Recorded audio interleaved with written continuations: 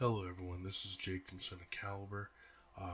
In this video I'm going to be talking about the top upcoming 2024 films I'm looking forward to seeing.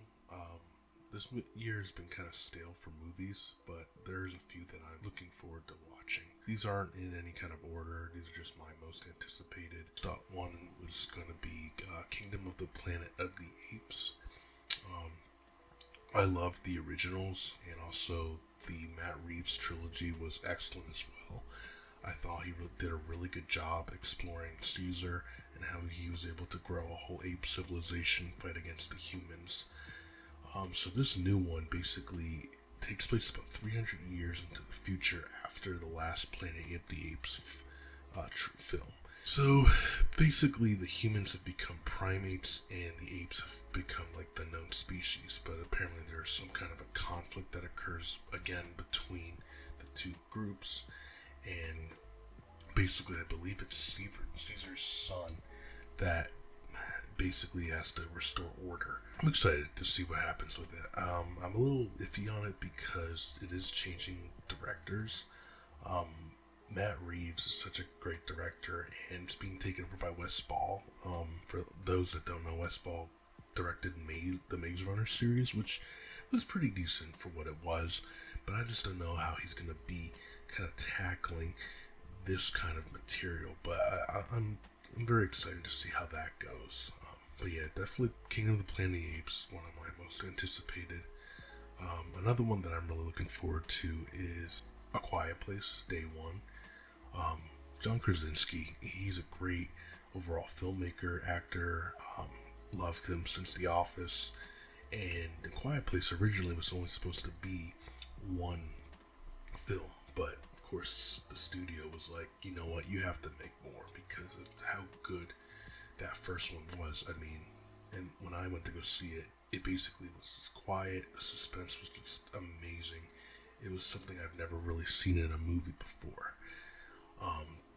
This one's going to be more like a prequel. So they made two of them. First one was really good. Second one was good too, but the first one was just the best, at least in my opinion. This one's going to be a prequel, going over the first day of that invasion when those monsters came. And it looks like it's going to be led by Lupita Nyong'o, who's a great actress in herself. So anything with her is usually pretty good.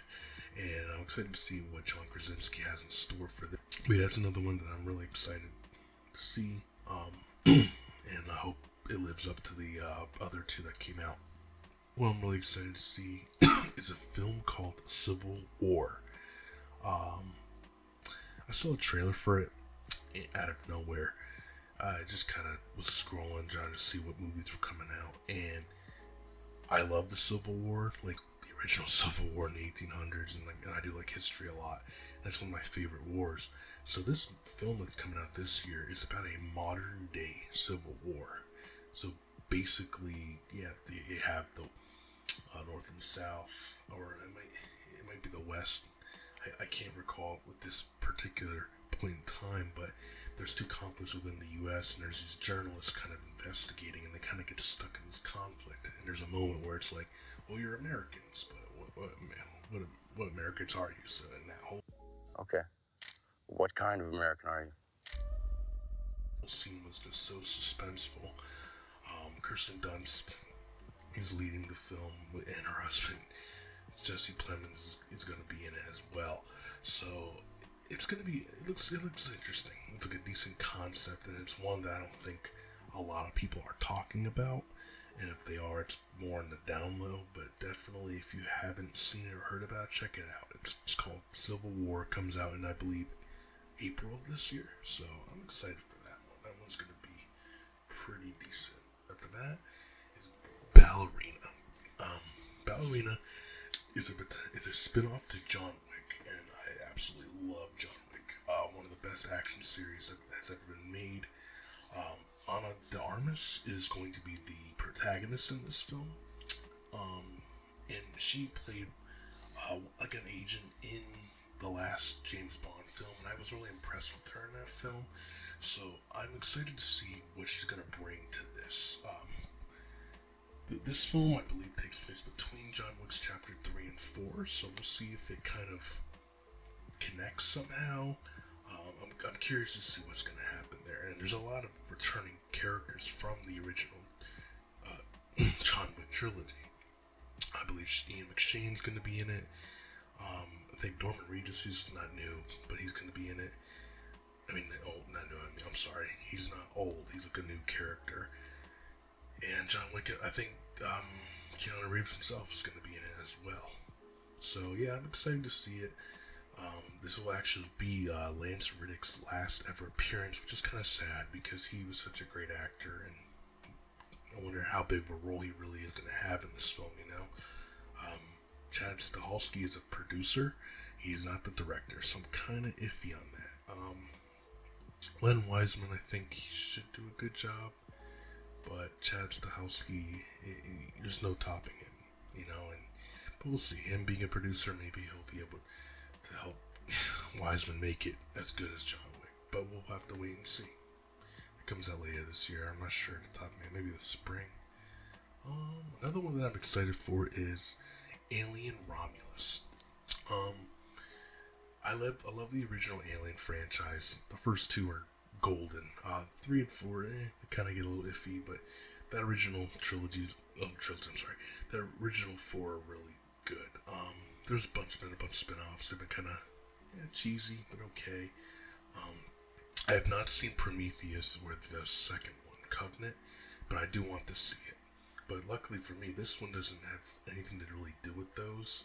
This is more of like an interquel, which is like more of like an in-between two of the other ones. It's actually in between the first and the second one, which to me is fine because I basically have seen the first 4, and I want to see how they're going to potentially bridge some kind of gap between the first and 2. They're going to maybe fill in some answers that we don't know about.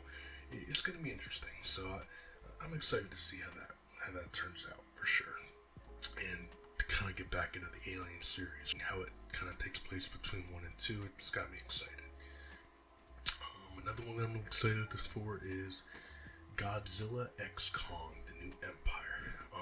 If you haven't seen Godzilla -1, do yourself a favor and see it as soon as you possibly can, in theaters if possible. I don't know if it's really out anymore, but they extended it for a long period. My only thing with these US-made Godzilla films is that they just aren't as good as that, and that's because it's American film trying to replicate Japanese film. The monsters are always the best part in these movies. As long as they can just focus on Godzilla and they can focus on Kong, they're fine.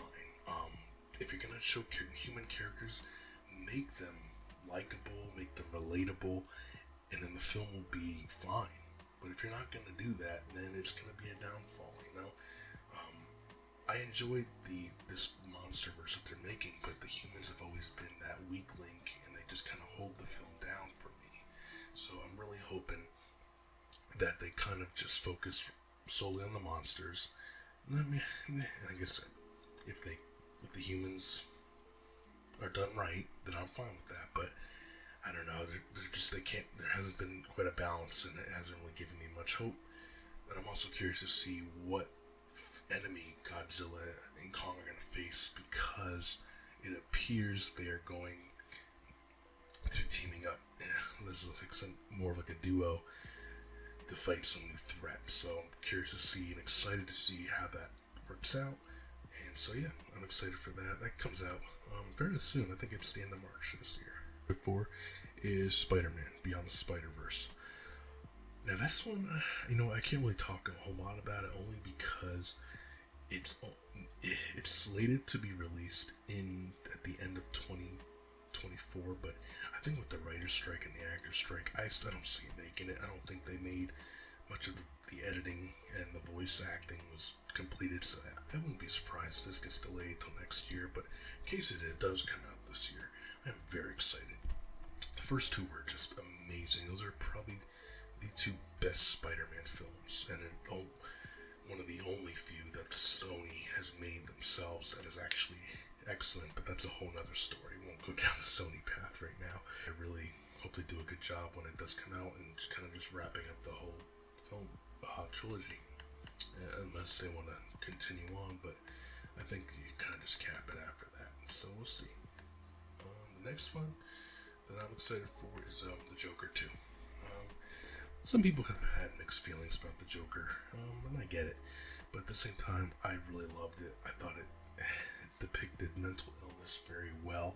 It was a different approach to the Joker. And Joaquin Phoenix just did an excellent job.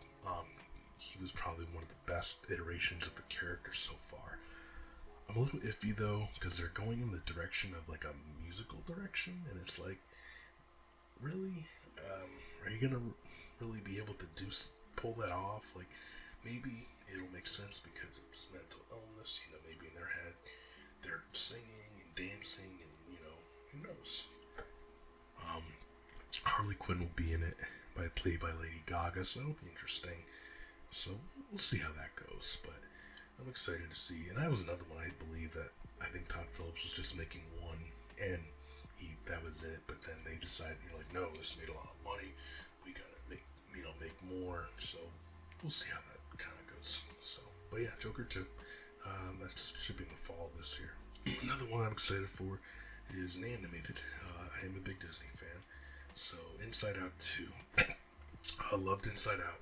That's one of the most ingenious films that Disney, I think Pixar, has ever made. And this one looks like it's going to be exploring more of like the teenage hormones of the main character. I can't remember her name at the top of my head, but the trailer looks great. I really am excited to see what they're going to do. The first one was hilarious. It was also heartfelt. There's so much emotional moments that I enjoyed in that film. And I think the second one's going to be just as good. Or so I hope. That is Moana 2. Moana 2 is kind of a surprise. That was, apparently, it's coming out the end of this year. But I feel like it was just kind of thrown out because Disney's just so desperate to kind of get back on the map. They've had flops left and right. And I'm a little concerned because from what I last heard, the original stars haven't even signed to it. How are you going to release a film and you don't even have the two main voice actors signed to it? They haven't done any voice acting or anything. Like, maybe there's a script, maybe there's not.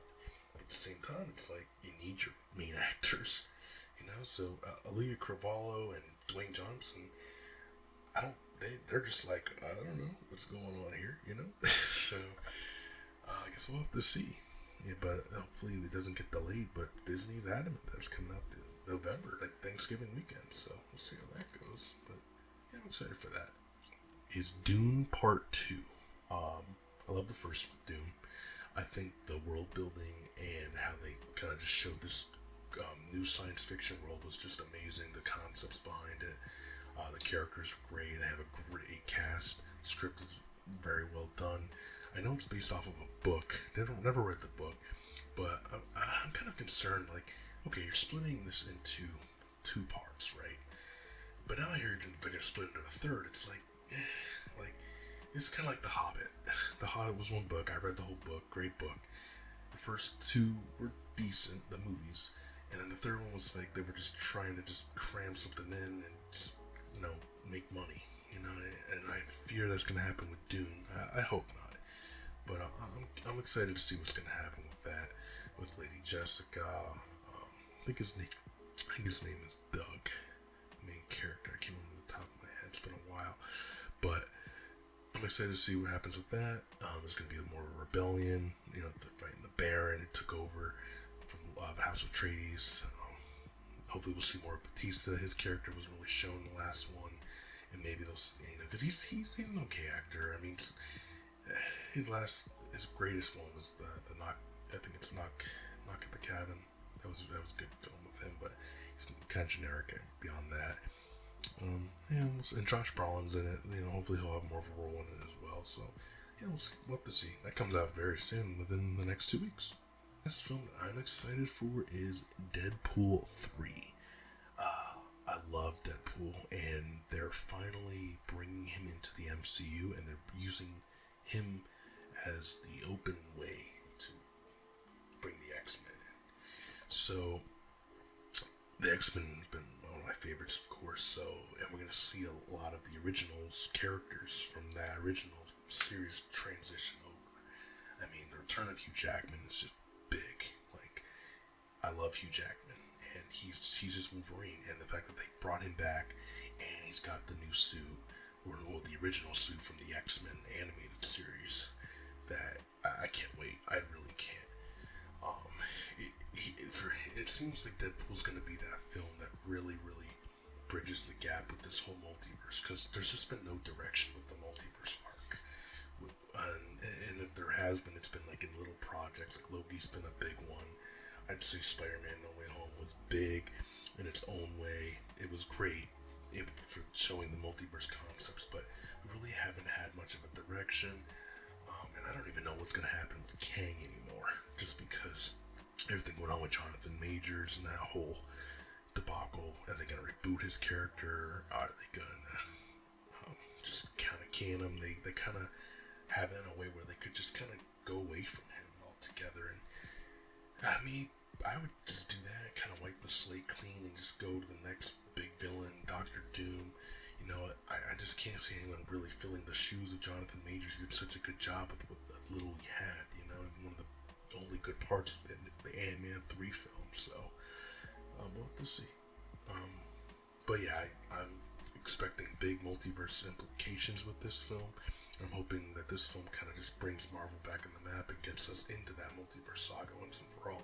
We've been kind of in this filler arc for years now, and I'm ready for it to kind of pick up a bit. So, and being that this is the only film that Marvel is making this year, I'm hoping they're taking the time to really make it a quality film and make it good, you know. But those are all of my most anticipated films of 2024. If you guys have any, you can always comment on this video and let me know. And if you would like, and if you could just like and subscribe to Cinema Caliber, and and come back for more video news and reviews. All right, thank you guys. Have a good night.